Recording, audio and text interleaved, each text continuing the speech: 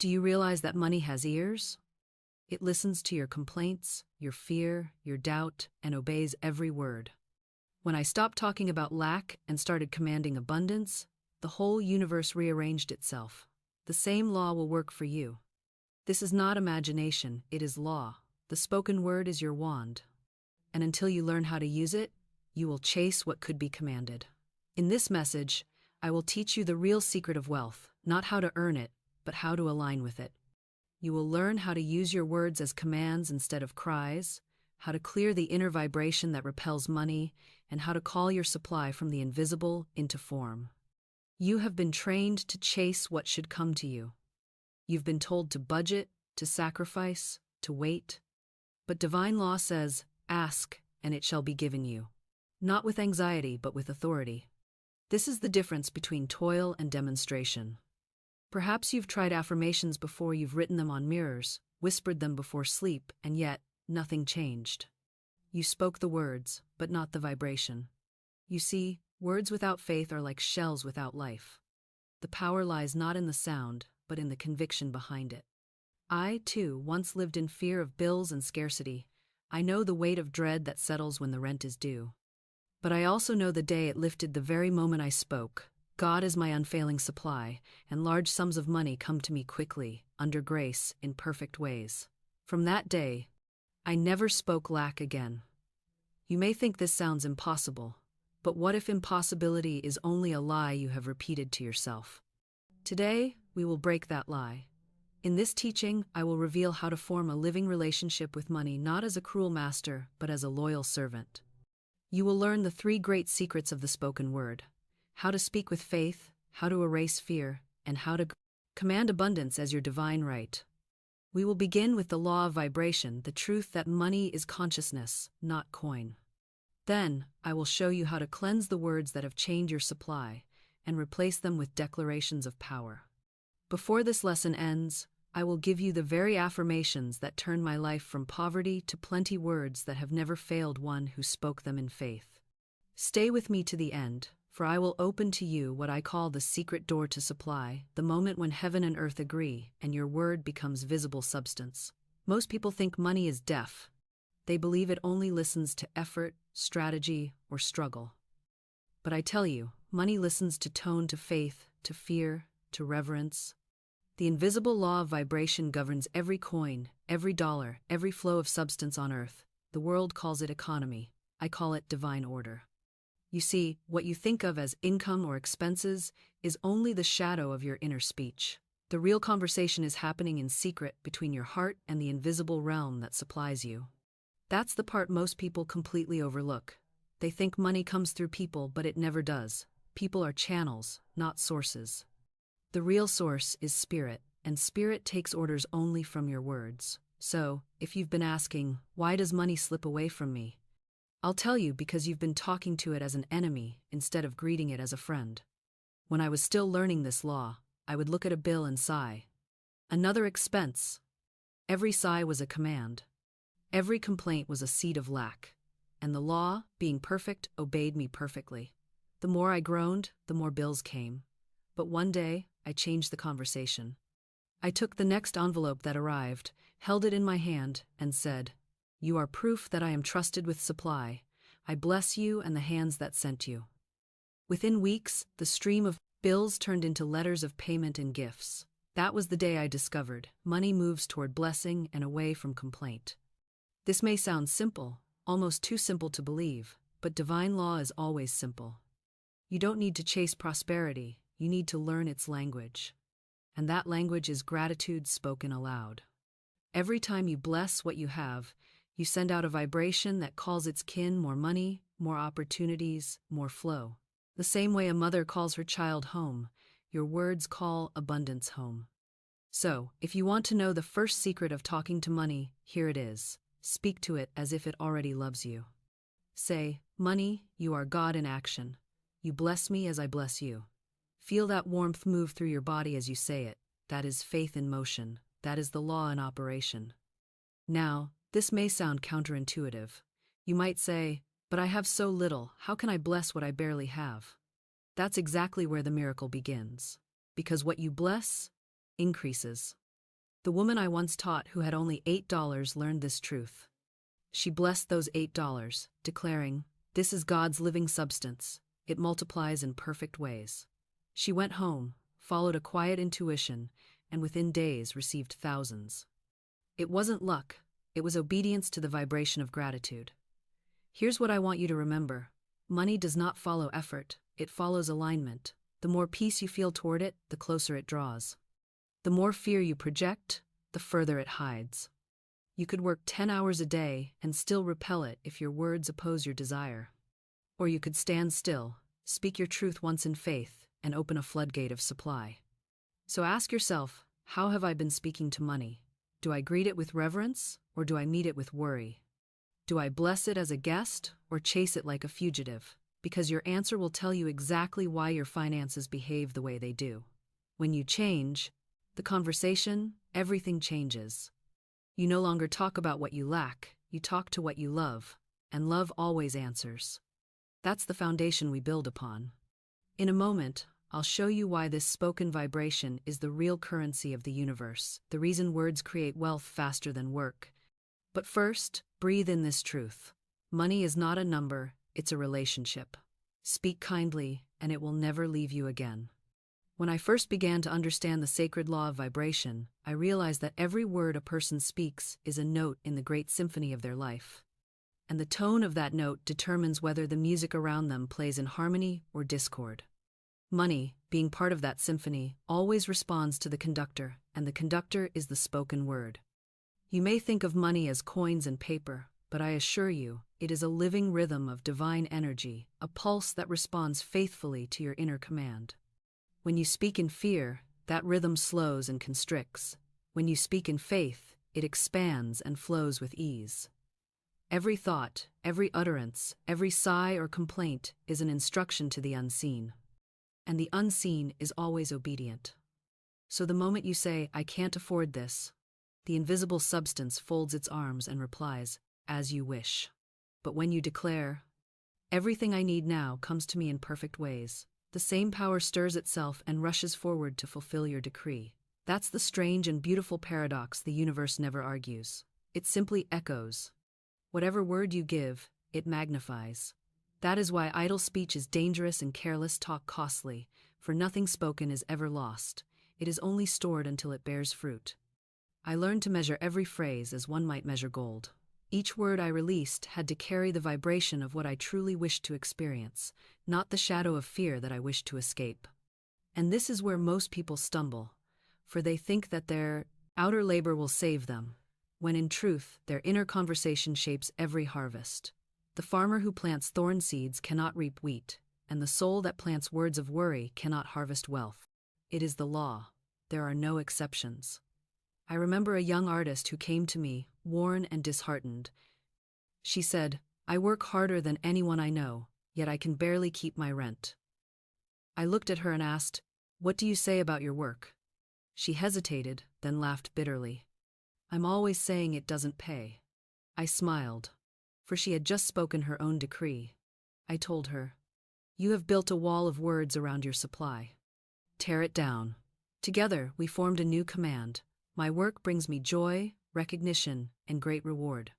My income now expands under grace. She repeated it every morning, not with strain, but with expectancy. Within a month, she received a commission larger than any she had ever dreamed. The law responded the moment she spoke truth in place of complaint. This is what I call spiritual precision, to speak only what you wish to see. And it takes practice, for the world around you will constantly tempt you to speak against your good. The appearance of lack shouts, "Admit me." The noise of fear insists, "Name me." But your task is to stay loyal to the invisible, not the visible. When the outer world contradicts your vision, you must speak your word as a sovereign, not as a subject. That is mastery. The wind may howl, the bills may arrive, but you stand and say, "Infinite Spirit, you are my unfailing supply." Every need is met now. You say it not once, but until the peace within you feels as real as the paper in your hand. That peace is the proof that the decree has taken root. You see, the power is not in repeating words like charms, but in entering the feeling of truth behind them. The vibration of conviction moves mountains. The sound of worry only stirs dust. So when you bless your money, bless it with the certainty that you are blessing God's own energy, and therefore it cannot diminish. When you pay a bill, do not think of money leaving you, but of love circulating through you. Say quietly, "This payment returns to me multiplied." For truly, nothing leaves your life except by your consent. Everything that goes out in love must return in abundance. Now, I know the mind often resists such simplicity. It says, "But what about logic? What about effort? What about planning?" I tell you this, your plans are nothing until they are aligned with divine speech. You may work without end, but if you speak against yourself, you dig holes faster than you can fill them. Yet a single word of faith can level every mountain of resistance. Remember the story of the woman with the $8. She had nothing by the world's measure, yet she had the one thing that cannot be bought: trust in the law. She blessed her money and followed her intuition home, and from that obedience came her miracle. The law never fails, only disbelief interrupts it. So the first step is awareness. Listen to your own language for a single day. Notice how often you curse your supply without realizing it. Each time you say "too expensive," you are saying "I am small." Each time you say "I'll never have enough," you declare "the universe is limited." Catch these words and reverse them immediately. As one would pluck weeds before they spread. Replace them with truth. There is always enough and more to spare. Speak it aloud, for the spoken word carries vibration that thought alone cannot. The tongue, when sanctified by faith, is the scepter of dominion. And here lies the wonder: once you begin to speak rightly, not only does money respond, but every area of life begins to align. Relationships soften, health improves, intuition awakens. For the law is one. The word that commands wealth also commands harmony, because both are expressions of the same divine. This is why I say, talk to money as you would to love, as you would to health, as you would to God. For they are one, spirit seen in different forms. The tone of your word reveals what you believe about life itself. If you speak with fear, you believe in separation. If you speak with faith, you know oneness. And life always mirrors what you know. So I ask you, what story are you telling the universe today? Are you speaking from the poverty of appearances or from the richness of divine truth? Each word is a seed, each emotion, the water that nourishes it. The harvest will not fail you, it will only reveal your faith. If your current harvest displeases you, do not curse it, simply plant again with better words. Speak plenty, bless freely, trust completely. For as surely as the sun rises, the universe obeys the voice that knows its authority. In the next part, we will go even deeper into this mystery, how the word itself carries divine substance, and how your every decree shapes not only your wealth but your entire destiny. But for now, let this truth settle in your heart. The moment you bless what you have, you are already rich. There is a point in every soul's journey where words cease to be idle sound and become instruments of power, and that point is reached when one understands that the word is not merely spoken through the lips, but through the very vibration of being. When I say, your word is your wand, I mean that every tone that leaves your body carries the creative life of God within it, forming images in the invisible that must later appear in the visible. Most people think their lives are shaped by action, but it is their words that move the unseen machinery of circumstance. Actions are only the afterglow of speech. Everything begins as sound. Everything begins as declaration. The world itself was spoken into existence, "Let there be light," and that decree still echoes through all creation. Each of us, made in the likeness of that creative spirit, possesses the same authority on the scale of our own affairs. When we say, "I am," we ignite the same spark that formed galaxies, and when we misuse those words, we bend that spark against ourselves. The simple phrases "I am broke," "I am tired," "I am unlucky" are not harmless complaints. They are blueprints, sent forth into the ether to summon their likeness back to us. And just as surely, when we declare "I am supplied," "I am renewed," "I am blessed," the living substance rushes to fulfill that pattern. It is not imagination, it is law. Your word is seed. The mind is soil. The emotion with which you speak is the sunlight that warms it. The harvest cannot fail. It can only mirror your cultivation. The difficulty for most is that they plant and uproot at once. They make an affirmation and then dig it up with a contradiction. They say, "I am prosperous," and an hour later sigh, "I never have enough." They water the soil with faith in the morning and pour poison over it with fear at night, and then they wonder why nothing grows. Yet the law never changes. It does not punish. It simply produces according to design. A garden cannot yield roses when the gardener scatters thorns. So the first step toward mastery of the spoken word is consistency, to watch the gates of the tongue as a shepherd watches the fold at night, allowing no thought of limitation to escape unchallenged. I remember a woman who came to me weeping over the ruin of her finances. "Everything I touch fails," she cried. "I have prayed, I have worked, but the harder I try, the worse it gets." I asked her what she said when she paid her bills. She looked at me blankly and answered, "I always say, I can't keep up." There was her decree. I told her to bless every account that came before her eyes, to say, "Divine order governs my finances. Large sums of money come to me quickly and easily, under grace." She hesitated, for she feared that to speak such words while her purse was empty was a lie. I told her it is never a lie to speak truth. It is only a lie to speak fear. She followed my instruction faithfully, though at first her voice trembled. She would lay each bill on her table, touch it lightly, and say her word with as much peace as she could muster. In less than a month, a forgotten inheritance appeared. An old investment her family believed worthless was suddenly redeemed, covering all her debts and more. The law responded to her spoken command, for it always does. When you speak truth in the face of appearances, you are not pretending, you are exercising dominion. The outer world is slow clay, but the inner word is the mold. Speak firmly, and the clay must yield. This is the reason that miracles often appear at the moment of greatest contradiction. When all visible help is gone, the invisible must step forth. The seed of the word often germinates in the dark, when reason can no longer interfere. So when you stand in lack, do not tremble. Speak. Say, "Infinite Spirit, you are my unfailing supply." When you feel fear, do not retreat. Speak. Say, "There is no power to hurt." When confusion surrounds you, do not run. Speak. Say, "Divine intelligence now reveals the perfect path." These are not empty phrases, they are keys that unlock the door between the seen and the unseen. Each word of faith is a ray of light that pierces the dense fog of doubt until the way is clear. There is a rhythm to speech that mirrors the rhythm of creation. The heart beats, the lungs expand and contract, the tide rises and falls, and every affirmation must move with that same pulse, calm, certain, measured. You cannot shout truth into being through strain. You must breathe it into being through assurance. I have seen people cry their affirmations through clenched teeth and wonder why nothing changes. I tell them, "Be still. Speak softly. The law hears no volume, only vibration." A whisper of faith contains more power than a shout of fear. When you say your word, let it roll from you like a wave of light, steady and unhindered. Feel it move beyond the boundaries of the body, touching the great substance that fills all space. That substance is sensitive to every tone. It knows the difference between anxiety and authority, between hope and certainty. Speak as one who knows the outcome, not as one pleading for it.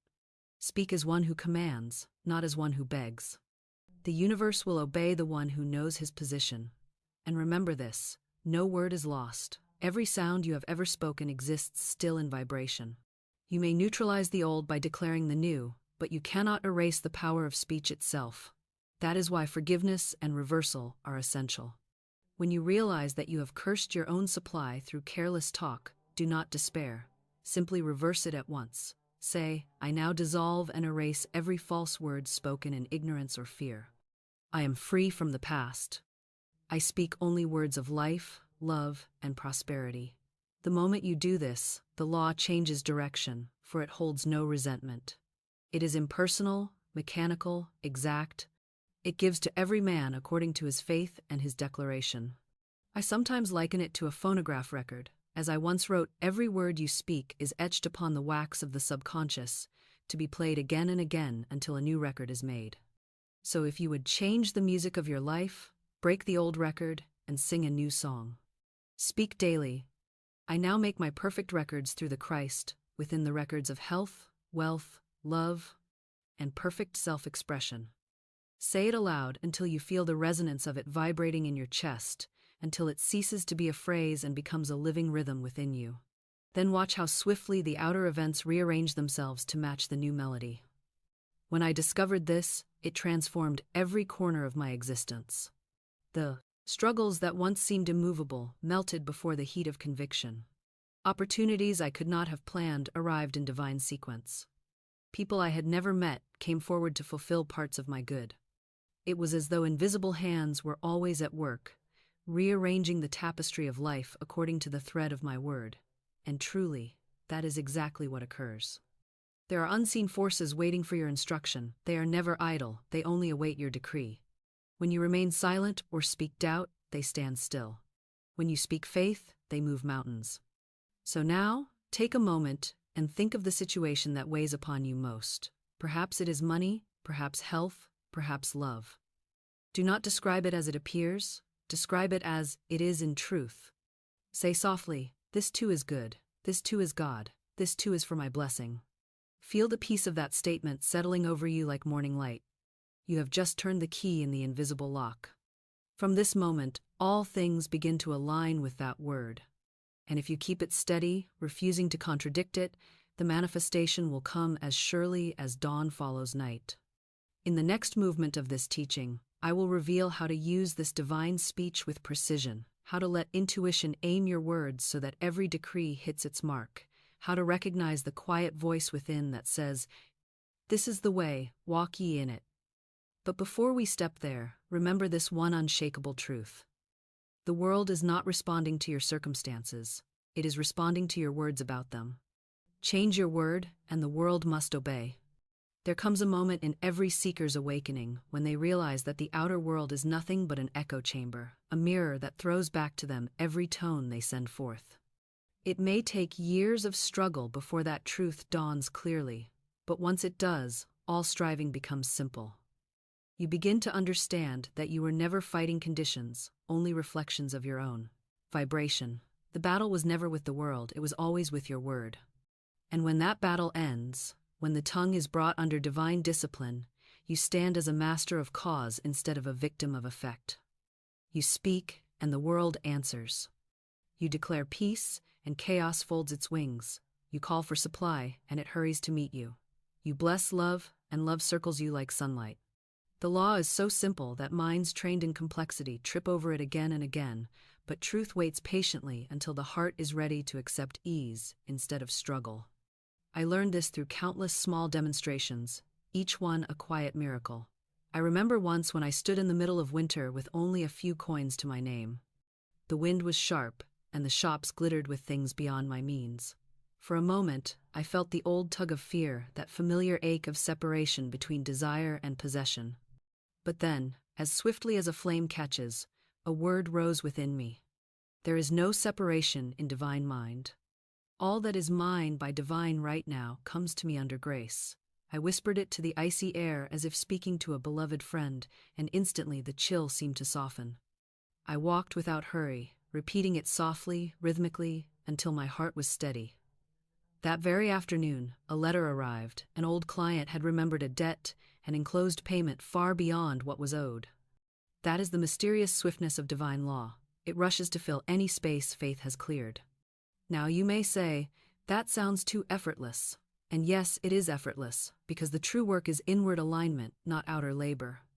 The human mind has been trained to measure everything by toil, to believe that struggle is holy and ease is suspect. Yet every blade of grass grows without strain. Every planet moves in perfect rhythm. Every breath of air enters and leaves your body without your command. The whole universe is effortless order. Only man resists that flow with words of fear. He shuts the gate with phrases like, impossible, too late, too hard, and then he wonders why the garden within him withers. But the moment he changes his speech, the flow resumes. One right word spoken in faith can dissolve a lifetime of resistance. So how do we begin to speak rightly? It starts with watching ourselves gently, not with judgment, but with curiosity.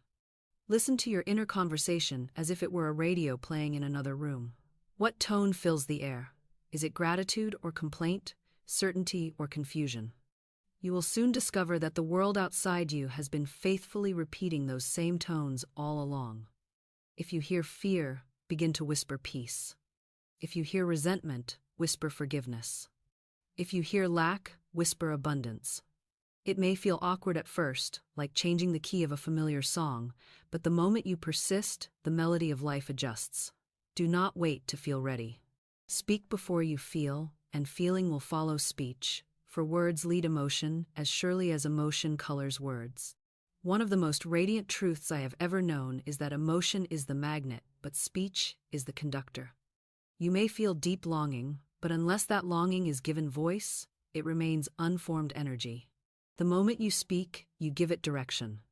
That is why silent fear festers. It has no outlet but imagination, and spoken faith liberates, for it calls the invisible into definite shape. The difference between those who live in perpetual frustration and those who live in demonstration is simply this. The first speak according to appearances, the second speak according to truth. The one says, "I am afraid this will fail." The other says, "Divine order now governs this." The law hears both and fulfills both. There was once a merchant who attended my lectures, a man accustomed to the sharp corners of business. He came to me in despair, saying that every investment seemed to crumble. "It's as if fortune avoids me," he said. I listened and then asked, "What do you say about your affairs when you are alone?" He thought for a moment and answered, "I often say, everything I touch turns to trouble." I smiled and replied, "And so the law has faithfully served you. Let us give it new orders." I told him to repeat, "Everything I touch prospers and blesses everyone involved." He began hesitantly, for he could not yet believe it. But he continued, morning and night, until the phrase felt natural. Within weeks, 2 old contracts revived and yielded profit. He came to me astonished. I said, "Do not be astonished, be consistent." From that day, he guarded his tongue as carefully as he guarded his ledgers, and his life unfolded in peace. You see, the law of speech does not discriminate between the good and the bad, the rich and the poor, the believer and the skeptic. It only amplifies what it is given. A fire will warm or burn, depending on how you tend it. Likewise, the word will heal or harm according to its tone. This is why I always urge, let no idle word pass your lips. Speak only that which you wish to see established. If you must correct a situation, do it by declaring the opposite of its error. Say not, "I am ill," but, "Divine life fills every cell of my body." Say not, "I am alone," but, "Divine love surrounds me and attracts my own." Say not, "I am afraid," but, "I walk in courage, for God goes before me." These words are not wishes, they are decrees, and decrees move worlds. Now, there is a subtle mystery in this. For sometimes, the moment you begin to speak truth, conditions seem to worsen. People often come to me alarmed, saying, "I started affirming prosperity, and suddenly my purse emptied." I tell them, "Rejoice, the law is working, for when light enters a room, it first reveals the dust. When truth enters consciousness, it exposes every hidden fear that must be cleared away." This is what I call the testing period, the seeming storm before the calm. Do not retreat, hold to your word. Speak it again and again, not to convince the universe, but to remind yourself of its certainty. Soon the wind dies, and peace takes its rightful place. And when that peace comes, you will find yourself laughing at the very things that once troubled you. You will see how the power you sought was always in your own speech. You will understand that prayer is not begging but commanding, that faith is not hoping but knowing, that abundance is not earned but spoken into visibility. Then, you will no longer chase money, for you will have become its magnet. You will bless every coin that passes through your hands, and each will return to you multiplied, as surely as ripples circle back to the shore. So take this as your practice until we meet again in the next lesson. Begin and end each day with words of dominion. In the morning, say, "Infinite Spirit, open the way for my supply. Let every door that belongs to me by divine right swing wide." At night, say, "All that is mine comes to me in peace, in order, in abundance." Let no complaint escape your lips, not even in jest. Laugh with joy, not with mockery. Speak softly to money as to an old and loyal friend. You are welcome here. You serve the purpose of good. And as these words take root, watch how swiftly the outer world rearranges itself to obey. For it will obey, it must obey, It has no choice, for the word is law, and you are its voice. In the next part, I will open to you another chamber of this mystery, how intuition, that quiet inner whisper, guides every word to its appointed target, how faith and timing walk hand in hand, and how obedience to that still small voice turns every spoken decree into living demonstration. But for now, rest in this understanding. Your life already hears you. It has always heard you. It is only waiting for you to speak with love, with certainty, and with praise. When the soul finally learns to trust, the sound of its own divine authority, a new rhythm begins to unfold, the quiet cadence of effortless manifestation. It feels almost unreal at first, because the human mind has been trained from childhood to believe that everything valuable must come through exhaustion and strain, through constant striving and ceaseless effort, as if heaven itself were a miser who must be convinced to part with its treasures. But the truth is far gentler and far more daring. Heaven does not need convincing, it needs cooperation. The law of supply is not a gatekeeper but a mirror, and the moment your speech reflects trust instead of tension, that mirror floods you with abundance. It is not effort but alignment that opens the way. It is not labor but vibration. It is not begging but declaring. And you will notice that as you speak more softly and more truthfully, the entire atmosphere of your life begins to change. Even the air around you seems to hum with quiet expectancy, for the word has gone forth and the universe bends itself to carry it out. I have often told my students that manifestation is not a race to be won, but a song to be remembered. You have sung this song before every soul has, but most have forgotten the melody under the noise of fear. Each declaration of truth is simply a note that brings you back into tune with the divine orchestra already playing on your behalf. The law of vibration does not need to be invented, only recalled. The way is already prepared, but you must walk it by the tone of your words. That tone is everything. You can whisper your desire in despair and move nothing, or speak it once in radiant conviction and move the mountains that have shadowed you for years. The universe does not respond to syllables, it responds to certainty. Once, a man came to me in deep despondency. He had read my words, repeated my affirmations, and yet nothing changed. He said, "I say the words, but they feel empty. I speak, and the silence just echoes back." I asked him, "What do you expect to happen when you speak?" He hesitated and then confessed, "I suppose I expect nothing." And there it was. The emptiness was not in the words, but in the expectation behind them. You see, every declaration must be clothed in feeling, in the invisible garment of belief. The law of supply cannot fill an empty expectation. It can only fill a living one. I told him to speak again, but this time to imagine that his words were golden birds carrying his desire into the heavens, returning with gifts in their wings. He smiled faintly, but he tried it. And within a fortnight, opportunity knocked in a form he could never have planned. His astonishment was not in the blessing itself, but in how easily it came once he felt the reality of it as he spoke. So, I say to you, when you speak, do not parrot truth, embody it. Do not utter words like cold incantations, but breathe them as living forces. Every sentence must carry the warmth of conviction, every phrase must glide upon the current of joy. The law hears joy more clearly than it hears pain, because joy is the native tongue of heaven. That is why gratitude multiplies. It is the sound of joy in motion. If you want to speed your good, wrap your words in thanksgiving before you send them forth. Say, "I thank you, infinite spirit, that my good now appears." Do not wait to see it before you thank it. Gratitude is not a response, it is a magnet. It draws into the visible what already exists in the invisible. There is a certain sacred boldness required to live this way. It means you must trust what you cannot yet touch, speak to what you cannot yet see, and rejoice in what you cannot yet hold. The world will call it madness, but the law will call it mastery. Every miracle that has ever taken place began with someone daring to speak a truth the senses could not confirm. Faith speaks first. Sight follows. This is why I say that the unseen world is more obedient than the seen. The invisible listens before the visible reacts. So train your inner language to speak only of fulfillment. Let the outer evidence lag behind if it must, for it cannot remain unchanged once the word is established. The invisible leads, the visible follows, and the bridge between them is your unwavering decree. I once met a young woman who desperately wanted to change her circumstances. She lived in a small, dim apartment and often told me how it suffocated her spirit. "I dream of sunlight and space," she said, "but it seems so far away." I asked her what she said to herself each morning.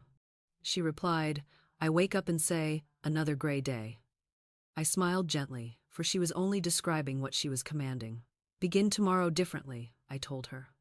"Before your eyes even open, speak this: 'I awaken in the light of divine abundance. Every day is bright with blessing.'" She agreed, though she did not quite believe it. Still, she obeyed. Within weeks, her landlord offered to move her into a sunnier apartment at no extra rent. She came to me laughing through tears, saying, "It feels like the building moved around me." I told her, "No, dear, your word moved the world. That is the silent miracle of right speech. It reorders the unseen structure of life until the outer world matches the inner decree. You do not push the world into obedience, you invite it. You do not force events to change, you speak the pattern that makes change inevitable. The moment you understand that, the struggle ends. You no longer chase opportunity, you declare alignment. You no longer compete for resources you call your own. You no longer live as a beggar at the gates of chance, you stand as a rightful heir in the kingdom of divine supply. And from that posture, everything that belongs to you begins to find you without strain, without effort, without delay. The greatest challenge is to remain faithful when appearances contradict your word. That is the test of mastery, and it will come to every student of truth. The moment you affirm abundance, something in the outer world will rise to say, "Prove it." That is the echo, not the enemy. When it comes, do not fight it. Stand still and speak again. Say, "This too shall pass." Only good is real. The law will then sweep aside every shadow, for shadows cannot stand before the light of faith. Remember this whenever you are tempted to doubt: the word spoken in love can never return void. It may circle the earth, it may pass through delays and detours, but it will come back fulfilled. So, as you go about your day, speak as though every atom were listening, because it is. Speak as though your walls could hear, because they do. Speak as though the air itself were pregnant with your good, because it is. Let no murmur of complaint escape your lips, no whisper of fear, no jest of limitation. You are creating every moment, and every creation begins with a word. Speak peace until peace surrounds you. Speak plenty until plenty overflows you. Speak love until love becomes the atmosphere you breathe. And when you forget, forgive yourself instantly and begin again. The law never holds grudges, it simply waits for your next command. In the chapters that follow, we will enter the next dimension of this mystery, the power of divine guidance, that inner whisper which tells you where, when, and how your spoken word shall manifest. For the word must be directed as well as declared. It must be aimed by intuition. But before we move there, let this understanding settle deeply in your spirit. You are never waiting for abundance. Abundance is waiting for your instruction. Speak clearly, speak kindly, speak as one who knows, and the universe will obey the tone of your certainty. When the heart finally accepts that the universe is not an opponent but a servant, that life is not a maze of problems but a field waiting for the command of divine intelligence, something miraculous begins to happen inside the consciousness. The tension that once filled the chest loosens, the breath lengthens, the gaze softens, and you feel the great invisible machinery of the universe turning quietly in your favor.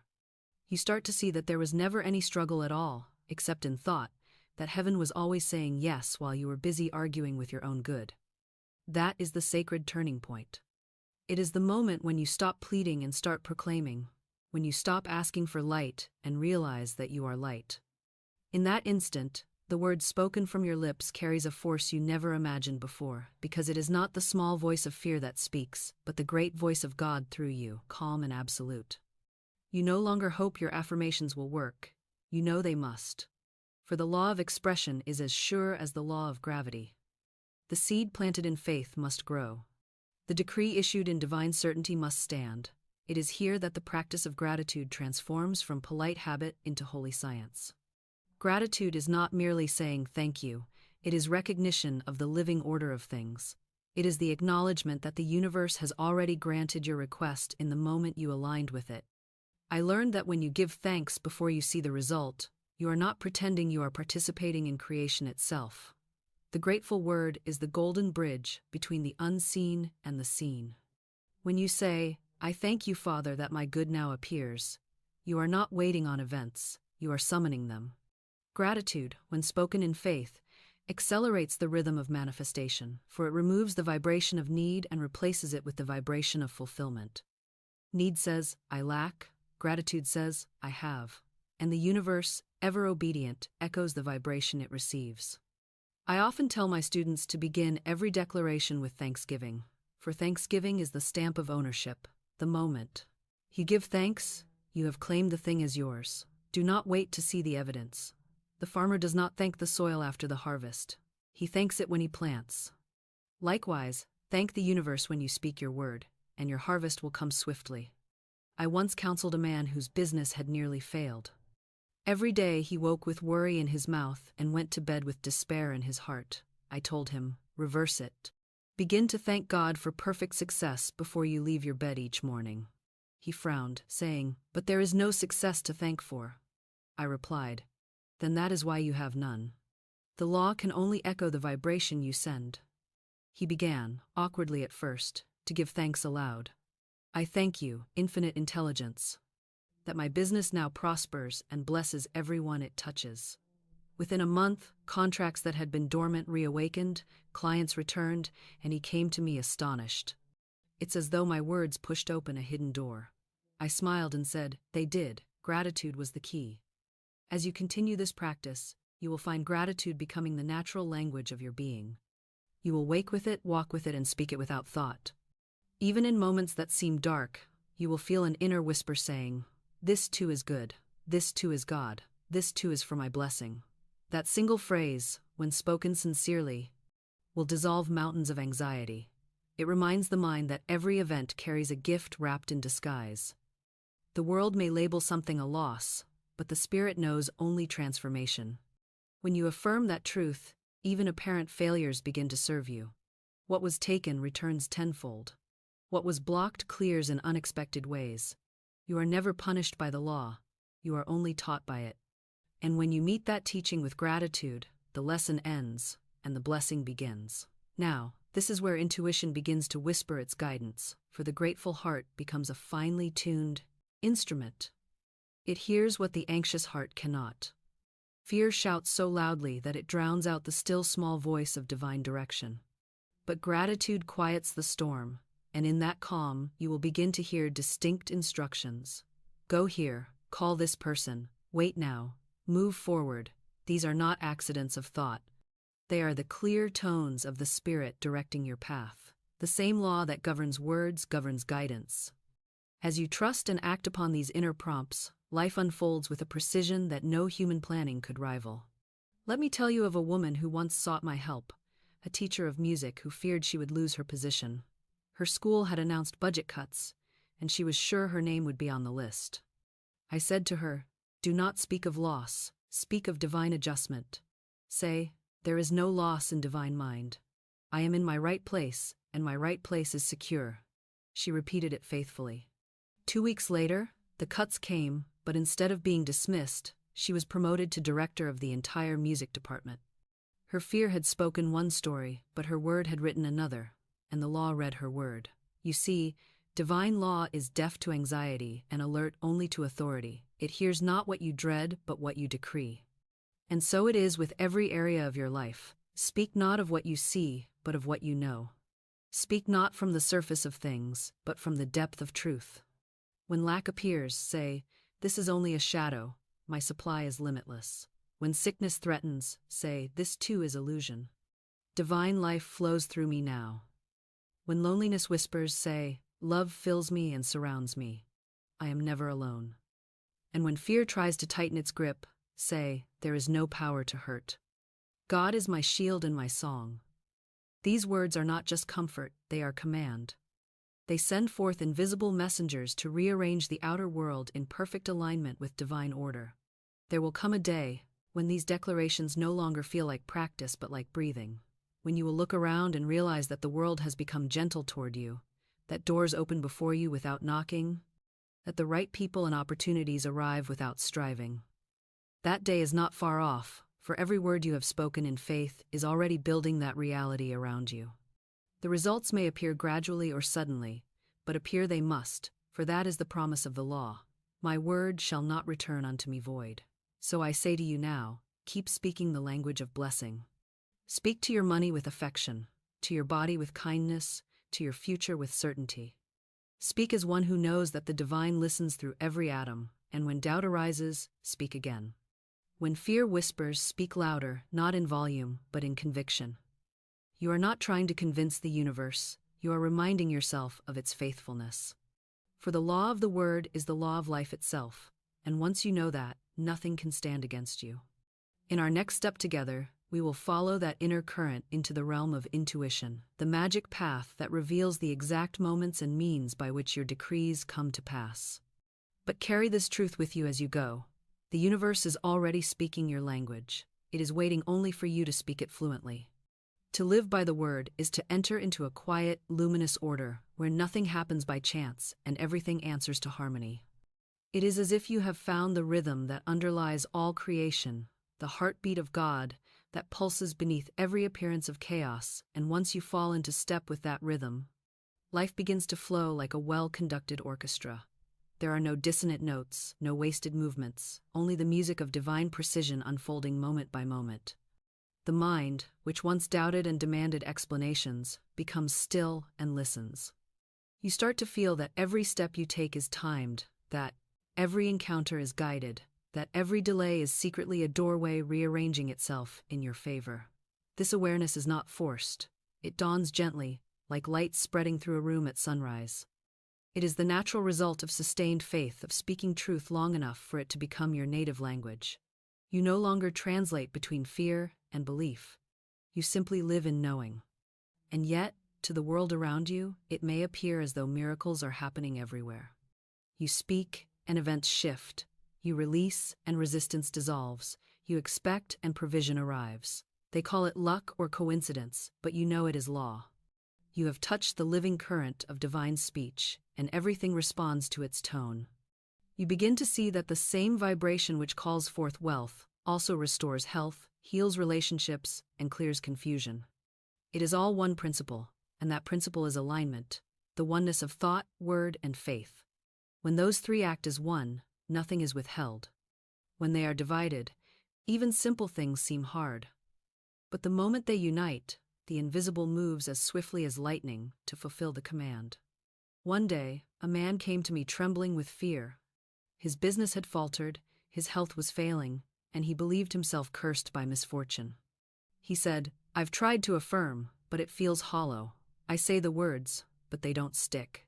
I listened and then asked quietly, "Do you believe the law favors you?" He lowered his head and whispered, "No. It feels like it's against me." "Then," I said, "you are arguing with the very power that would save you. The law is not against anyone. It only mirrors belief. The moment you stop accusing it and start trusting it, it will turn and serve you faithfully." I taught him to speak slowly, to let each word sink beyond the intellect into the heart. The law is my friend. The law works for me and through me. Divine order governs my affairs. He said it every other morning, not trying to force belief, but to invite peace. Within weeks, his health steadied, his business revived, and his fear dissolved into gratitude. The law had not changed, only his relationship to it had. There is a strange tenderness in realizing that the universe was never withholding anything from you. It was simply waiting for you to stop contradicting yourself. Every fearful thought cancels a faithful word, and every anxious repetition slows the current that would bring your good. That is why I urge you to speak your word once in absolute faith, then rest. Do not dig up the seed to check if it has sprouted. Do not ask, "When will it happen?" For the law of divine timing is as perfect as the law of divine speech. Every decree has its appointed hour, and when the time is ripe, nothing can delay it. To worry after you have spoken is to declare that you do not trust the law that heard you. Speak once, thank endlessly, and allow. The power of allowance is the secret gate to manifestation. Most people speak in command, but live in contradiction. They say, "I have abundance," yet spend their days watching for proof, shrinking at every bill that arrives. That is not faith. that is fear disguised as vigilance. True faith does not stalk its desire, it rests in completion. When you speak, imagine the decree leaving you as a radiant wave that cannot fail to reach its mark. See it carried by legions of divine intelligence, each detail arranged beyond your knowledge. Then let go. Go about your day with peace, knowing that the universe never misplaces an order. You are not the delivery man, you are the sender. Your task is to state the address clearly and enjoy, not to chase the package through every street of circumstance. Sometimes, I walk through the city and watch people hurry, shoulders tight, eyes clouded, voices filled with tension, and I think, they do not know the ease that belongs to them. They push and plead, unaware that the moment they cease resisting, the current will carry them farther than all their effort combined. The law of supply does not respond to strain, it responds to serenity. A calm declaration spoken in faith has more creative power than 1,000 anxious pleas. This is why Jesus said, "Your Father knoweth what things ye have need of before ye ask him." You do not inform the infinite, you align with it.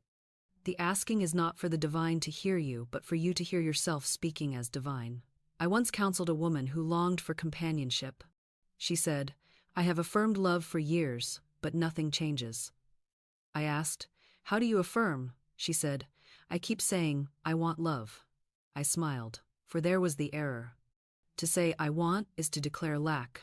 The law, ever obedient, keeps her wanting. I told her to speak instead. I am love, I radiate love, and love returns to me in perfect ways. She resisted at first, feeling it dishonest, but I reminded her that faith begins where evidence ends. Within 2 months, she met a man whose gentleness and depth surprised her, and they grew together in harmony. She wrote to me saying, "It feels as if he was waiting for me to change my words." And so he was. For everything that belongs to you by divine right is waiting for your recognition. Recognition is the highest form of prayer. It is seeing with the inner eye what the outer eye has not yet caught up to. When you recognize your abundance before it arrives, it must come, for you have already claimed it in the only realm that matters, the invisible. The outer world has no choice but to follow. Every miracle begins as recognition of health within the illness, of harmony within the discord, of fulfillment within the longing. Recognition is faith seeing through the veil of time. And every time you speak in recognition, you pierce that veil a little more until it falls away completely. Then the seen and the unseen merge, and life becomes seamless. It is in this way that divine speech becomes divine living. The word you once repeated consciously becomes the silent hum of your being. You no longer need to remember to affirm, for everything you say is already affirmation. Every casual sentence carries the vibration of truth. You say good morning, and it is a blessing that multiplies. You say thank you, and doors open quietly. You say yes to life, and life says yes to you in 1,000 forms. This is the natural outcome of walking in harmony with the law. When people ask, "What is your secret?" you will smile because you will know there is none. Only this: I speak what I know, and I know that what I speak is real. So as you stand at the close of this teaching, remember that you are never apart from your word. It follows you, surrounds you, fills your path with its echo. Use it with reverence, for it is your creative instrument. Every phrase is a brushstroke on the canvas of your life. Paint with joy, paint with trust, paint with gratitude. If shadows appear, add more light. Do not curse the dark. If delays come, declare them divine timing. Do not call them misfortune. The painter who curses his own colors ruins the masterpiece. You are the artist of your reality, and the word is your palette. And now, as you move toward the next revelation, the law of intuition, the inner compass that directs every spoken word to its perfect destination, carry this truth like a lantern before you. You are the voice of God in your own world, and your world is always listening. When I speak of intuition, I speak of that quiet undercurrent that has always been there, long before we learned the language of fear, long before the noise of the world taught us to doubt our own divine compass. It is the secret vibration beneath thought, the still small whisper that guides without argument and directs without struggle. Most people mistake intuition for impulse, or confuse it with emotion, but true. Intuition is not stirred by passing feelings. It is the calm, unwavering knowing that sits behind the heart. It does not shout, it simply is. And once you learn to listen to it, you realize that your every step, your every meeting, your every apparent coincidence has been arranged by a wisdom greater than your reasoning mind could ever comprehend.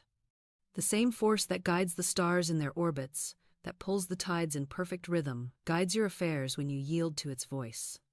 It is the divine mind within you, mapping every movement, shaping every outcome, and the spoken word, when united with this inner direction, becomes irresistible in its power. This is why I have always said that intuition is the magic path. It shortens time, it dissolves difficulty, it knows the perfect way and the perfect moment.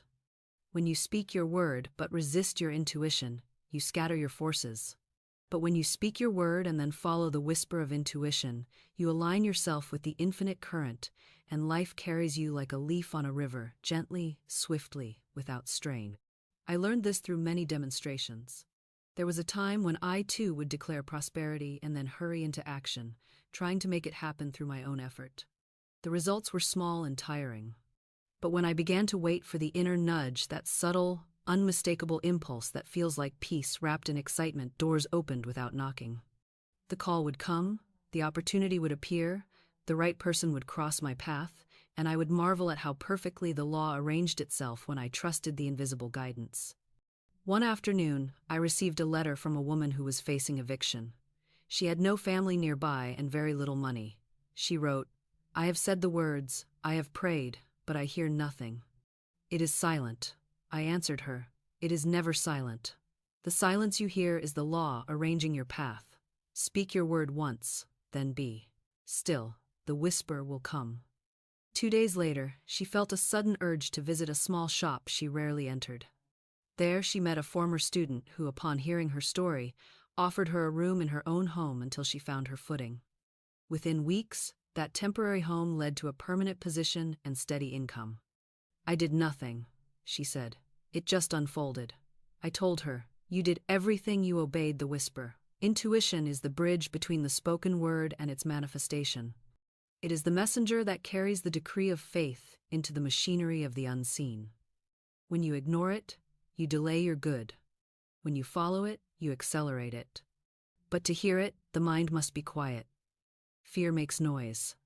Worry clutters the channel. That is why stillness is not luxury but necessity. Each morning, before the world's voices rise, sit in silence and say, "Infinite intelligence, I am listening." Do not strain to hear. Simply rest in the knowing that you are heard. In that calm, intuition begins to speak through feeling, through sudden clarity, through the gentle pull that says, "This way." It will never argue or plead. It will never push through confusion. It waits until you are ready to obey, and then it guides you with perfect precision. I remember once desiring to publish a new set of lessons. I spoke my word for divine timing and perfect opportunity, then I waited. For weeks, nothing moved, and the human mind began to whisper, "You must act." But I knew better than to act from anxiety. I held my peace, repeating, "Infinite Spirit, reveal the way."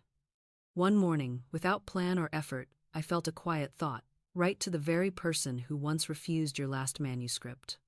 It seemed unreasonable, even foolish, yet the feeling carried the unmistakable weight of truth. I obeyed. The reply came within days. That same publisher, who had once declined my work, had been searching for a book exactly on the subject I had written. What had changed? Only vibration. My earlier request was mixed with doubt. My later word was pure. Intuition waited for that purity before opening the door. And that is what it does. It waits until our vibration is clear enough to carry the word without distortion. When the heart is clouded by worry, intuition seems silent, but the moment peace returns, its direction is immediate. So if you ever feel disconnected from guidance, do not chase answers, restore calm. Speak peace first, and the path will speak second. Say, "Infinite Spirit, I am calm, and therefore I see clearly." You will find that the answer was never absent, only your attention was noisy. Some say, "I fear I will mistake imagination for intuition." I tell them, the difference is simple. Imagination argues, intuition knows. Imagination pushes, intuition invites. Imagination is urgent. Intuition is serene. The vibration of truth is unmistakable once you have felt it. It carries no anxiety, only assurance. You may feel it as a sudden clarity, as if a fog lifted, or as a warm certainty in the chest that requires no reason. When you act from that feeling, the results are always harmonious. Even if appearances seem uncertain at first, the final outcome proves perfect. Once, a man I knew desired to sell his property. He had spoken the word for right buyer, right time, right price, but weeks passed with no movement. He grew impatient and was ready to accept a poor offer. "Wait," I told him, "until you feel peace." He sighed, for he thought peace meant delay, but that very night, he dreamt of a price higher than he had imagined. He awoke with the sense that this was his answer. The next day, an unexpected buyer appeared and offered that exact amount. That is, intuition precise, unemotional, divinely timed. The beauty of this law is that it requires no struggle. Once you learn to trust your inner direction, every path unfolds like stepping stones appearing just as your foot descends. You may not see the whole way ahead, but each next step reveals itself in perfect order. And you will find that this rhythm governs every aspect of your life. You speak the word, intuition directs the movement, and manifestation follows. The process is simple but sacred. Speak, listen, obey, receive. As this practice deepens, you will find that the voice of intuition grows stronger than the voice of fear, and soon you will no longer question it. It will become your constant companion, the angel of divine intelligence walking beside you through every decision. You will consult it about all things, not only great matters of career and destiny, but the small details of daily life.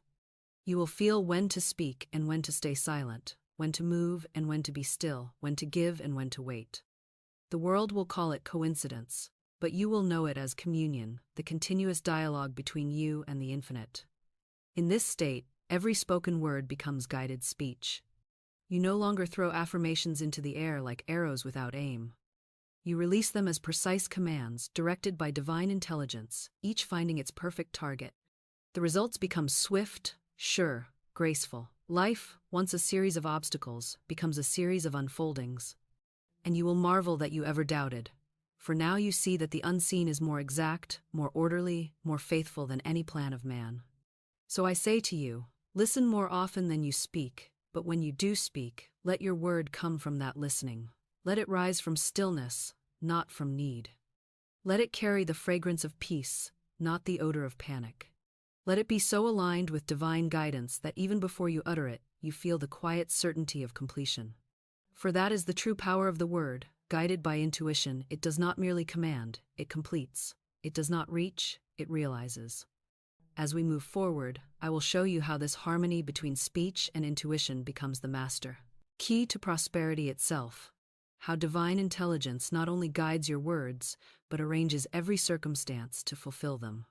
But remember this truth before we step further. When you listen to intuition, you are listening to God, and when you speak from that voice, your words become law in the universe.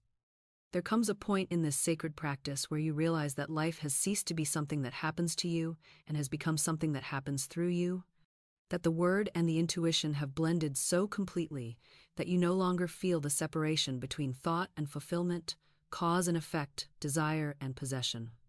It is as though an invisible current carries you from one perfect event to the next, and each moment, each meeting, each gesture is imbued with meaning.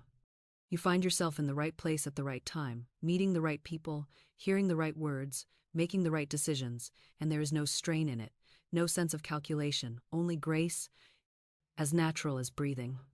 This is the state of conscious union with divine law, the state I have called walking the magic path.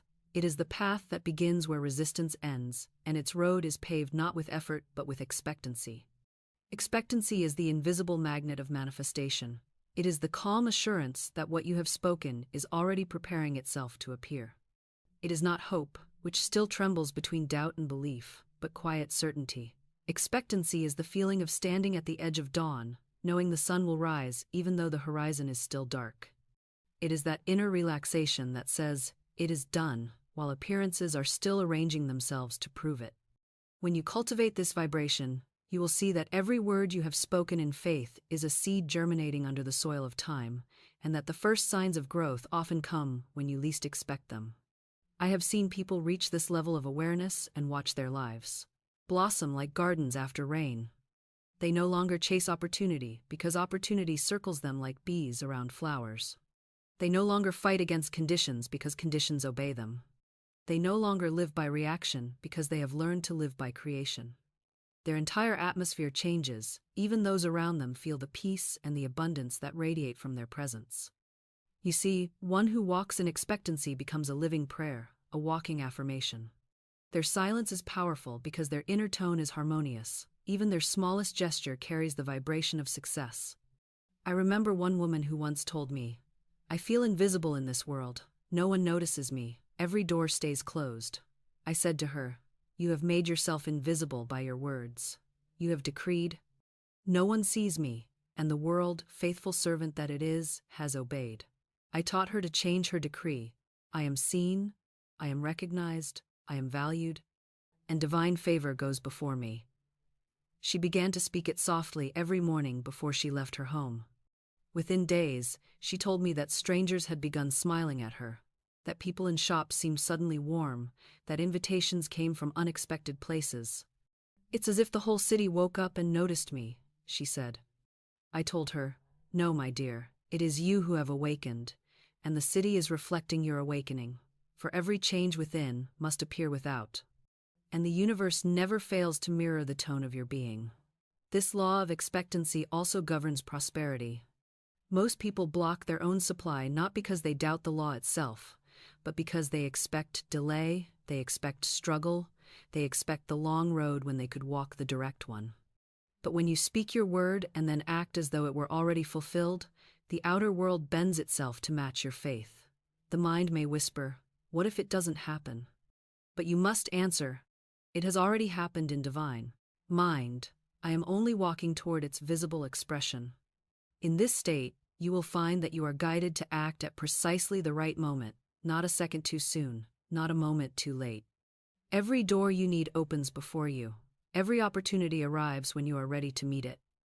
The timing is immaculate because it is divine. I have experienced this again and again. Once, I desired to hold a public lecture at a certain hall, but the cost seemed beyond reach. I spoke my word, "Infinite Spirit, open the way for this lecture, provide the place and the means, under grace in perfect ways." Then I released it and refused to worry. Days passed, and one afternoon, while walking without purpose, I felt a quiet pull to turn down a street I rarely visited. There, I met an acquaintance who mentioned that she managed a small hall nearby and needed a speaker to fill a date that had just been canceled. Not only was the hall perfect, but the arrangement was such that all expenses were covered by ticket proceeds. That is the elegance of divine law. It provides without friction. It unfolds through harmony, and it always appears natural, though nothing about it is ordinary. This harmony extends beyond material needs. It touches health, relationships, purpose, and peace. When you expect harmony, the body responds. When you expect love, companionship appears. When you expect guidance, the mind clears, and the next step is revealed. Everything answers to your expectation, because expectation is faith in motion. If you expect disappointment, disappointment comes faithfully. If you expect miracles, miracles multiply. The universe cannot choose for you, it can only echo you. So let your echo be glorious. Speak, think, and expect only that which reflects divine perfection. And when appearances contradict you, as they sometimes will, for the old patterns must dissolve before the new can fully take hold. Hold your ground in expectancy. Do not wrestle with shadows. When the storm rages, say quietly, "I know that this is the wind that clears the air. I know that calm follows every storm. I expect good, and good comes swiftly." Such steadfast peace dissolves opposition faster than any outward action could. It is the vibration of mastery, and mastery is silent authority. At this stage of understanding, words themselves become fewer but infinitely more powerful. You speak less, but every sentence carries the force of creation. You no longer need to repeat affirmations endlessly because one word spoken in perfect faith accomplishes more than 1,000 spoken in doubt. Your speech becomes measured, your tone serene, your declarations absolute. The law hears certainty more clearly than it hears repetition. This is the maturity of the soul that has learned its own power, the stage where you realize that you are not appealing to the divine but expressing it. And so, as I bring you further into this understanding, remember that faith, speech, and intuition are not three separate things, but three expressions of one truth. The realization of divine union. Faith believes, speech declares, intuition directs, and together they form the perfect triangle of manifestation. When you live in this triune awareness, you will discover that every aspect of life responds as one organism, flowing with a precision and kindness that defies logic. You will cease to question whether God hears you, for you will know that God speaks through you. You will no longer fear tomorrow, for you will realize that tomorrow is already completed in divine mind and only awaits your recognition. This is the true secret of abundance, not labor, not possession, but recognition. Recognition that the supply you seek is already within you, waiting for your permission to flow outward. Recognition that every word you speak is the divine self, acknowledging itself in form. Recognition that you are never separate from your good, only asleep to it. And once you awaken, the dream of struggle dissolves, and life stands revealed in its native beauty, whole, effortless, radiant. In the coming movement of this teaching, I will lead you into the highest expression of this law, the mastery of prosperity, where the spoken word, guided by intuition and sustained by expectancy, creates an unbroken rhythm of abundance and peace. But before we enter that sacred chamber, take this truth into your heart. Your faith is the blueprint, your word is the command, your intuition is the architect, and your expectancy is the completion of the design. Now we come to that portion of the teaching where the unseen truth of prosperity becomes visible, where all that you have declared, felt, and quietly obeyed begins to translate itself into the language of material experience. For prosperity, as I have said countless times, is not a reward, it is a revelation. It is not something granted to the few, it is the birthright of all who remember their divine inheritance. It exists as an atmosphere, not an accident, a vibration that surrounds those who know that their supply is God, and God never withholds himself. You do not chase prosperity, you unveil it. You do not earn it, you allow it. When I speak of abundance, I do not mean piles of gold or mountains of possessions, though those, too, are included when rightly understood. I mean the steady rhythm of sufficiency, the quiet knowing that every need is met before it is spoken, that every desire of the heart, once purified by faith, is already fulfilled in the invisible. When this consciousness is established, fear dies of starvation, and life becomes a continual flow of giving and receiving, a sacred commerce between the seen and the unseen. There is a reason Jesus said, "Seek ye first the kingdom of God, and all these things shall be added unto you." He did not say, "Chase after things, and perhaps you will stumble upon peace." He reversed the order of the world's teaching, for the world says to secure wealth first and find faith later. But divine law says that faith itself is the substance of wealth. When you align with this principle, your outer affairs begin to reflect your inner peace. Money ceases to be a master and becomes a servant. You no longer ask, "Can I afford this?" but "Is this in divine order?" And when the answer is yes, you act in faith, knowing the supply will appear at the appointed hour. I recall a man who came to me during the depths of despair. He had lost his employment and believed himself ruined. His speech was filled with words of defeat. "I am finished. I am trapped. There is no way out." I told him, "You are weaving a prison with your own tongue." I gave him a new declaration. "There is a way out. Infinite Spirit opens the way for my perfect work. I am divinely guided to my right position." He repeated it daily, not feverishly, but calmly, with gratitude. Weeks passed, and though nothing seemed to change outwardly, his inner tone softened. He stopped lamenting and began blessing others. Then one morning, while reading the newspaper, his eye fell upon a small notice of a position that seemed beneath his former status. Yet intuition whispered, "This way." He obeyed, and through that humble beginning came a path that led to greater prosperity than he had ever known. The law had simply waited for his speech to harmonize with faith. This is the eternal pattern. The word goes forth, faith sustains it, intuition directs it, and gratitude completes it. When any one of these elements is missing, the current falters. But when all four work as one, the results are certain. Prosperity, health, harmony, love, they all operate under the same rhythm. You are not learning 4 different laws, you are learning one law applied in 4 directions. The law of divine supply is impartial, it knows no favorites. It will fill the cup that is held out to it, whether that cup be large or small. So I say, to you, do not ask for a trickle when you are heir to a river. Do not speak timidly of just enough to get by. Speak largely, for the infinite does not measure cost, it measures faith. Once, a woman asked me to help her sell her home, which had lingered on the market for months. I told her, you are holding on to it mentally, and you cannot release what you fear to lose. She admitted that she had secretly been saying, I'll never get what it's worth. I said, then that is the law you have written. Rewrite it now. We declared together. This property now sells to the right buyer, at the right price, under grace, in a perfect way.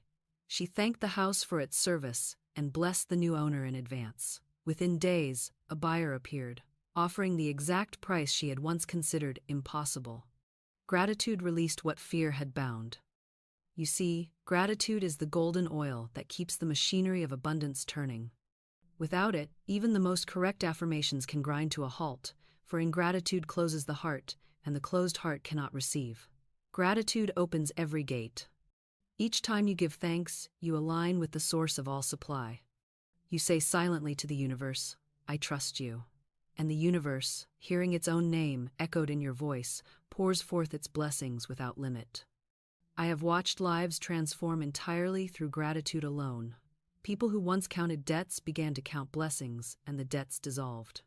People who once complained of lack began to bless the smallest coin in their hand, and those coins multiplied like seeds in fertile soil. Bless what you have, and it will bless you back. The law of giving and receiving is another rhythm of this same divine current. You cannot hold tightly to your good and expect it to expand. To cling is to contract, to release is to receive. That is why tithing not as superstition but as acknowledgement holds such power. When you give freely, you declare to the universe, I trust in infinite supply. The act of giving cuts the cords of fear. It tells the subconscious that loss is impossible, that there is always more where that came from. And so, more must come. One of my students once asked, but what if I give and have nothing left? I said, then you have nothing left of fear. She laughed, but later she told me that after giving a small amount in faith, unexpected income arrived the next day. It is always so. The law cannot help but multiply what is released in love. Now, understand this well. Abundance is not greed. It is gratitude made visible. There is no holiness in poverty, for lack is not God's will but man's forgetfulness. The divine idea is plenty, beauty, expansion, joy. To deny yourself these is to deny the life that breathes through you. You are meant to express prosperity, not as excess, but as evidence of divine order. When your consciousness is rich, your world will reflect richness, but it will never overflow into waste or pride, because true abundance is always balanced by humility. The prosperous soul gives as easily as it receives, for it knows both are the same act seen from opposite sides. And so, I tell you, begin to live now as though your supply were already endless, because it is. Do not wait for outer evidence. Begin to act, dress, speak, and think from the consciousness of abundance. You are not pretending, you are preparing. You are aligning your vibration with the truth that has always been. If your surroundings seem small, bless them and know they are expanding even as you give thanks. If your purse feels light, bless it and call it full. If your opportunities seem few, bless them and watch them multiply. Every blessing is a command to the invisible substance to take form, and it never fails to obey. When you understand this, you will realize that wealth is not a matter of accumulation but of circulation. The air you breathe out returns to you as fresh air. The water that leaves the river returns as rain. The same is true of money, ideas, love, and all good things. The miser who clutches his coin breaks the circuit and wonders why poverty follows him. The generous soul who gives with joy keeps the circuit alive and wonders why he never lacks. It is the same law in both cases, obeying the consciousness behind the act. The universe does not care about the form of giving, it cares about the feeling. Give with joy, and you have given from divinity itself. So I say to you, live now as the embodiment of divine plenty. Speak it until you feel it, act it until you know it, bless it until you see it. Every time you use your word with faith, every time you follow intuition with obedience, every time you give with gratitude, you are writing your name upon the scroll of divine abundance. And what is written there can never be erased. The outer world may shift, economies may rise and fall, but the law of supply remains immutable because it is anchored in eternity. You are that eternity made visible. In the next and final movement of this revelation, we shall rise to the summit of this truth, the mastery of self-expression, where the individual, having learned to speak rightly, give freely, and live peacefully, becomes a living instrument of the divine, channeling abundance not only for themselves, but for the healing and uplifting of all. But before we ascend, hold fast to this eternal promise. There is no lack in the mind of God, and you are one with that mind. Therefore, there can be no lack in you. Speak it, believe it, and live it, and your life will become the proof that heaven and earth are one. When a man or woman reaches the understanding that their every word, their every feeling, their every act of faith is a note in the divine symphony of creation, they cease to live as beggars of fate and begin to live as conductors of the infinite orchestra. At that height of realization, prosperity ceases to be a goal and becomes a condor's natural state. Health ceases to be pursued and becomes the radiant overflow of inner harmony, and love ceases to be sought and becomes the fragrance of the soul's own fullness. It is then that life reveals its true nature, not a battlefield of opposing forces, but a living poem written in the rhythm of divine order. You begin to see that every apparent delay, every detour, every denial was never punishment but preparation, a means by which the law perfected your vibration until you were ready to receive your own word made flesh. For nothing is withheld, nothing denied. There is only divine timing, the perfect intersection between faith and form, between heaven and earth. In this awareness, the mind grows quiet, and the heart expands into a stillness that is anything but passive. It is an alert peace, alive with the hum of creative energy, a peace that carries within it the power to move worlds. You become fearless in this peace, for fear cannot breathe where faith is absolute. You no longer worry about outcomes because you have seen the pattern that every outcome is only the echo of your last word. And because your words are now aligned with love, the echoes that return are melodies of blessing. You see this in every area of life. You may speak gently to an illness and watch the body rise in response, for the body is an obedient servant of consciousness. You may bless an empty bank account and watch it fill, not by miracle but by law, for the outer form must obey the inner decree. You may forgive an enemy and feel the weight of years lift instantly, because forgiveness is the most powerful word a soul can speak. It breaks the pattern of resistance and sets both giver and receiver free. Forgiveness, indeed, is the master key of abundance. Until you release resentment, you cannot receive reward. The two cannot occupy the same space. Resentment says, I was wronged, while abundance says, all is well, and the law, impartial as ever, answers the tone it hears. If you wish to open the floodgates of prosperity, begin by forgiving. Forgive quickly, forgive completely, forgive silently. Do not wait for apology or understanding. Simply say, I forgive everyone, and everyone forgives me. All doors of abundance now open wide. These are not mere words. They are the unlocking of a spiritual circuit that has been blocked by bitterness. The moment you forgive, the current of life rushes back through you. People may change, circumstances may reorder themselves, money long delayed may begin to flow, all because the divine current is no longer obstructed. I have witnessed this too often to doubt it. A woman once told me that after years of struggle, her affairs turned suddenly to prosperity the very week she forgave her sister. She had changed nothing else, no new affirmations, no new plans, only forgiveness. That act of release was the unseen dam breaking, and her life flooded with new good. You see, the soul cannot hold fear or anger and still vibrate with abundance. The two are opposite currents. When you speak with love, you harmonize with the source of all supply. When you speak with anger, you fall out of tune, and the music stops. So, the true prosperity is not merely to have money, but to live so attuned to love that money and health, and all forms of good come and go with ease, like waves on the sea, never feared, never clutched, never resisted. That is the mastery of the spoken self, to remain poised in every tide, blessing every appearance as good in disguise, declaring every change to be divine adjustment, knowing that you are the center of peace in a whirling world. Once you reach this mastery, you begin to see abundance everywhere. You see it in the sunrise that paints the sky with inexhaustible color. You see it in the river that gives without asking, in the air that never runs out of breath, in the earth that never tires of growing. You realize that the whole universe is the body of God, expressing itself as endless generosity. How could you, who are made of that same substance, ever believe yourself separate from it? Lack is not reality. It is forgetfulness. Every time you speak lack, you forget who you are. Every time you speak abundance, you remember.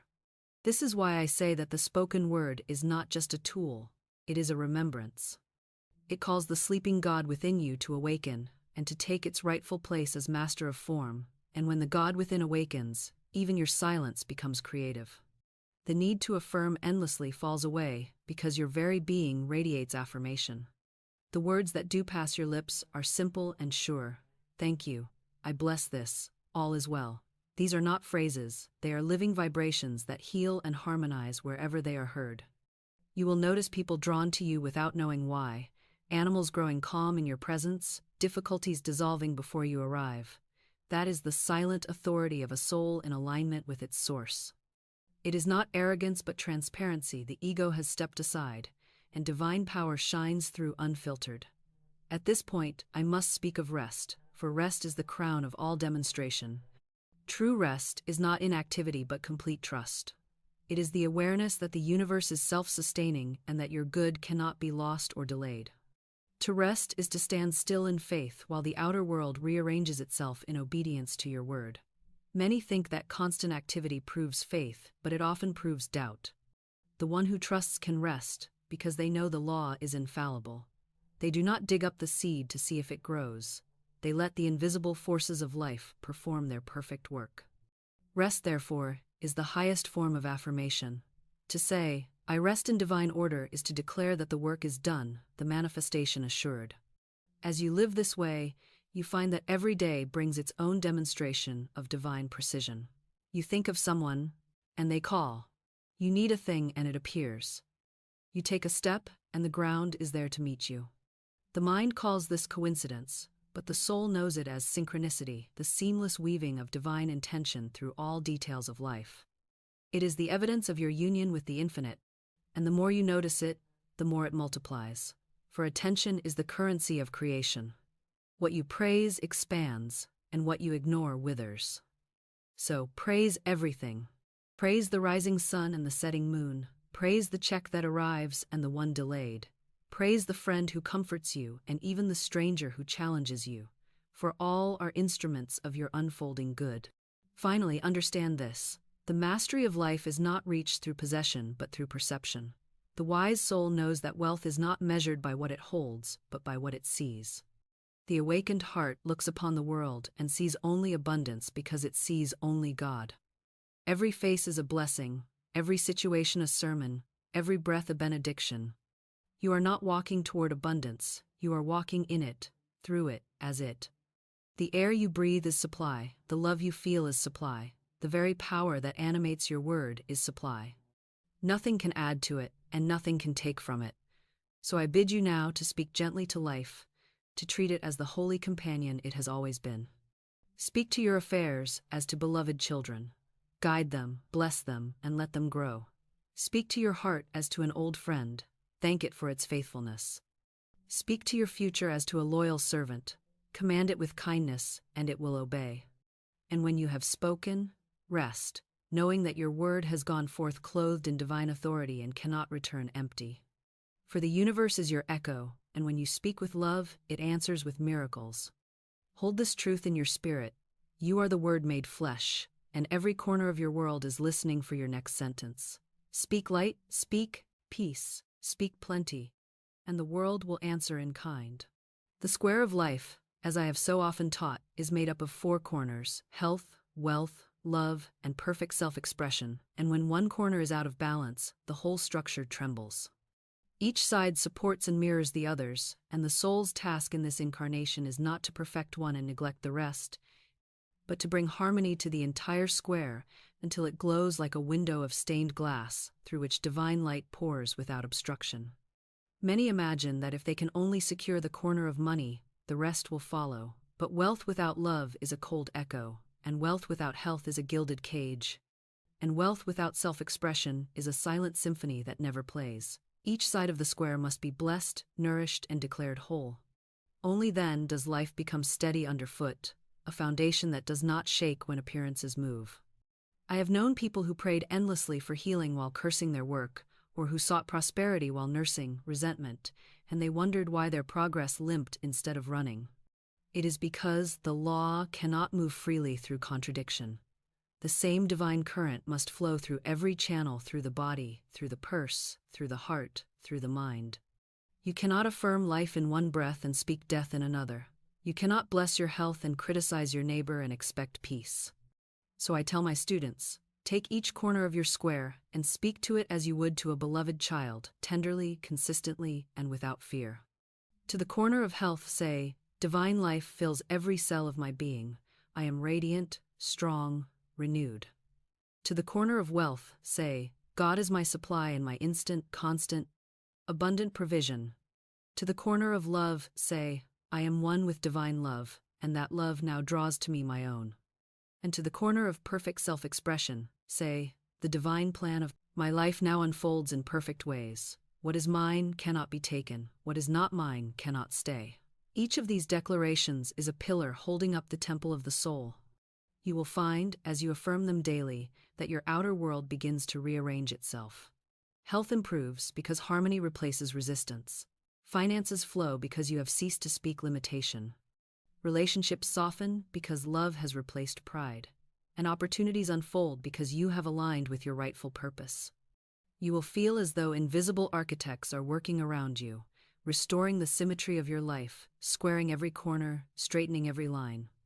It is not that the universe suddenly notices you, it is that you have finally become still enough to notice the universe.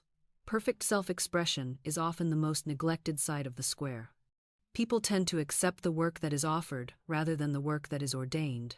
They follow habit instead of the heart's quiet directive, and in doing so, they silence the song they came to sing.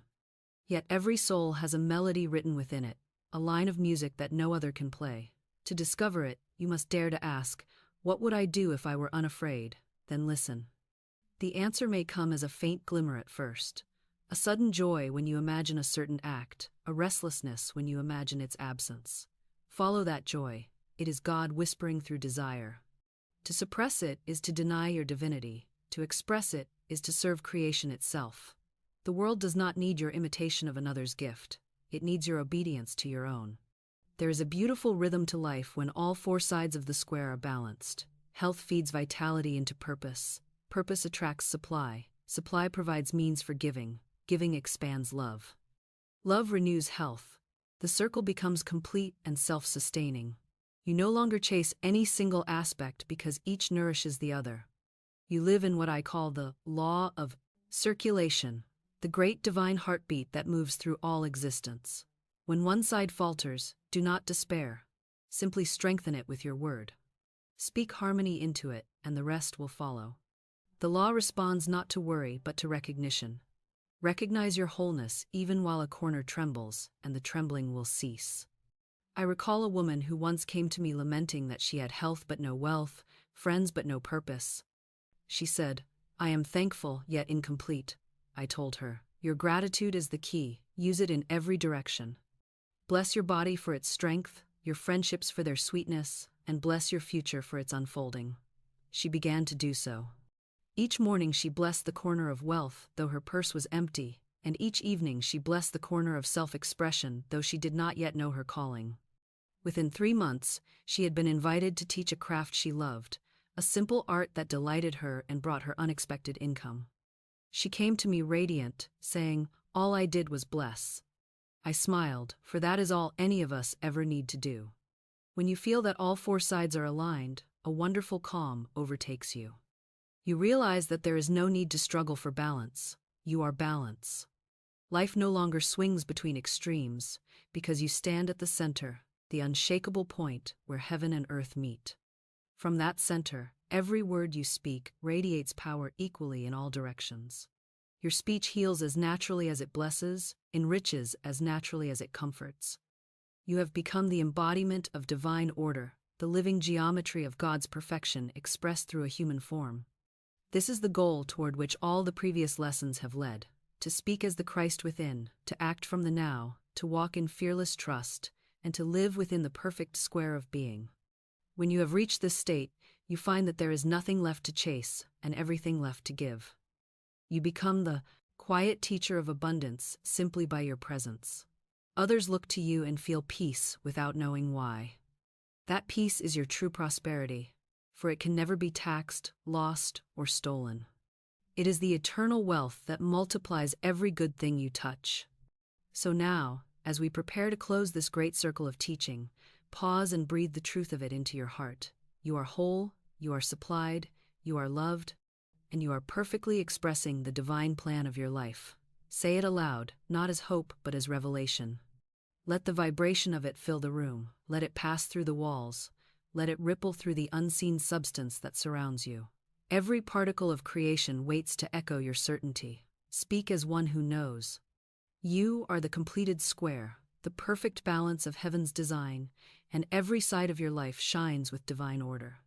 You have learned the secret of speech, the word that commands wealth, the faith that dissolves fear, and the love that opens every gate. You now know how to talk to money, to life, and to the unseen power as a friend. Every word you speak is a seed of destiny. I now speak my word with power. My supply is endless, my faith unshaken, my path clear. What is mine by divine right now appears, under grace, in perfect ways.